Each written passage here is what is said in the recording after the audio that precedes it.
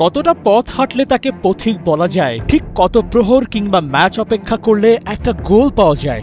মেসির হ্যাট্রিক, এমবাপেরা গোলের পসরা সাজালেও রোনালদো ছিলেন নিষ্প্রভ। কিন্তু ফেরার রাস্তাটা যাদের চেনা, ওরা তো ফিরবেই। দ্য ম্যান ক্রিস্টিয়ানো ফিরলেন, জোড়া গোলও করলেন। ভাগ্যে যখন থাকে তখন নাকি চারদিক থেকেই আসে। প্রথম ম্যাচে গোল পাননি, স্ট্রাইকটাও ছিল বাজে, কিন্তু উজবেকিস্তান ম্যাচে জোড়া গোল তো পেয়েছেনই, একই সাথে হ্যাট্রিকের জন্য সুযোগ পেয়েছিলেন কমপক্ষে 2টা।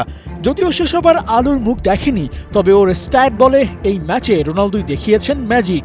5টা ওয়ান টার্গেট শট আর 68% পাস অ্যাকুরেসি। এই ক্রিস্টিয়ানো ছিলেন একেবারেই ভিন্ন, বলতে পারেন ধরাছোঁয়ার বাইরে।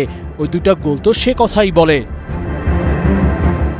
ম্যাচে dribble, header, big chance create সবই করেছেন CR7। রোনালদোর জ্বলে ওঠার দিনে সতীর্থরাও খেলেছে দাপুটে ফুটবল। 66% বলই পর্তুগালের দখলে ছিল। 17টা শটের বিপরীতে উজবেকিস্তান নিয়েছে মোটে 7টা। অপোজিশনের বক্সে মেন্ডিসরা যেখানে 36 বার বল টাচ করেছে, সেখানে ওদের সংখ্যাটা 6। শক্তিমত্তায় আকাশ পাতাল ব্যবধান। তবুও পর্তুগালের এই কামব্যাক যেন রোনালদোর হয়েই কথা বলে। বিশ্বকাপের আগে পর্তুগালকে নিয়ে আশা দেখেছিল সমর্থকরা, সেটার ছিটে ফোটাও পাওয়া যায়নি এর আগের ম্যাচে। কিন্তু বিগত দিনের পারফরমেন্স যে ফ্লুক না, সেটা রাফায়েল লিয়াওরা প্রমাণ করেছেন। রোনালদোর সাথে তাল মিলিয়ে ওরাও করেছে গোল। 5-0 গোলের স্কোর লাইনটা বলে দেয় এই পর্তুগাল ভয়ঙ্কর, আনবিটেন। ঘুরে ফিরে সেই রোনালদোতেই আসতে হয়। দুনিয়ার প্রথম ফুটবলার হিসেবে টানা 6 বিশ্বকাপে গোল করেছেন পর্তুগালের সর্বকালের এই সেরা। ইউসেবিওকে ছাপিয়ে গেছেন। জাতীয় দলের জার্সিতে রোনার গোলই এখন বেশি।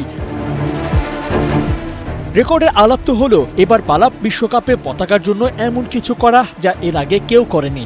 ওই ছোট্ট দলটাকে রোনালদো যেভাবে বড় করলেন, সেভাবে একটা স্টার জার্সিতে লাগাবেন, সেই আশা যারা করেছে, ওদের হয়ে স্বপ্নের সিঁড়িতে রোনালদোকে চড়তেই হবে। শিরোপাটা ঘরে তোলার সবচেয়ে ভালো সুযোগ এবার ওকে লুফে নিতেই হবে। পারবেন তো রোনালদো? আবু নাইম, ৭১।